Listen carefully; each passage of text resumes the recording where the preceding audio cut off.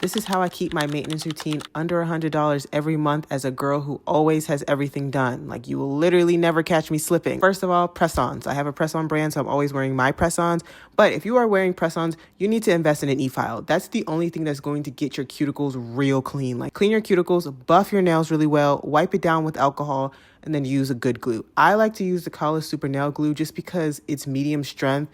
And as somebody who changes their nails frequently, I need my nails to be on, but I also need it to easily come off when it's time. So when it comes to applying the glue, you want to focus the glue on toward the cuticle area. And then when you're applying the nail, you want to apply the nail at the angle so that the glue first touches the cuticle area. And then as you're sliding it down, it's going to travel and cover the entire nail.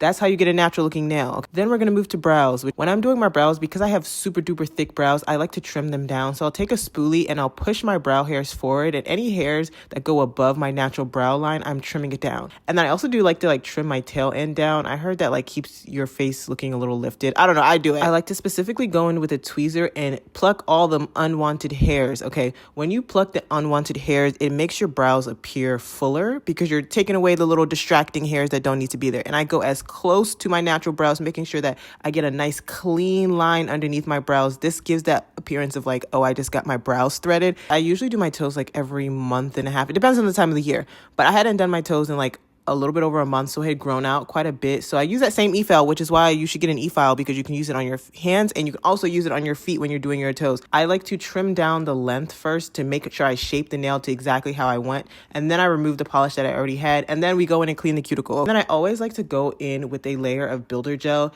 just because I do like to file off the polish with an e-file. So this kind of keeps my nails strengthened. For polish, I went out of the box and I decided to do coral. I literally never do coral. I'm usually always either doing French tip or white. But I figured since it's winter and nobody really looking at my toes like that this time of the year anyways, so I was let's just go out of the box and do a nice little coral. This is one of my old polishes. I actually don't even recommend it because I had to use so many layers to get this nice bright color. But my tip is to not start the polish so close to the cuticle. Start it a little bit away from the cuticle and then gently push the polish closer to the cuticles. And then of course you always want to shape it so that it looks nice and perfect. I actually kind of like this coral color. We might be revisiting this soon. Then lastly, of course, how can we forget hair?